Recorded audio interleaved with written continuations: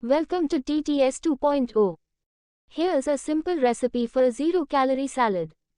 Chef Md Alamraza Khan restaurant-style homemade recipe.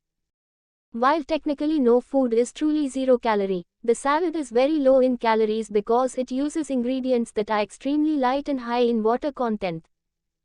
Ingredients: cucumber, 1 large, diced. Lettuce, romaine or iceberg, 2 cups, chopped. Tomato, 1 medium, diced. Bell peppers, 1/2 cup, sliced thin. Radish, 1/4 cup, sliced thin. Celery, 1 stalk, chopped. Zucchini, 1/2, thinly sliced. Carrot, 1 small, shredded. Dressing, low calorie. Lemon juice, 1 tablespoon. Balsamic vinegar, 1 teaspoon. Salt to taste. Pepper to taste. Fresh herbs, parsley or cilantro, optional. Instructions: 1. Chop all vegetables into bite-sized pieces and place them in a large bowl. 2.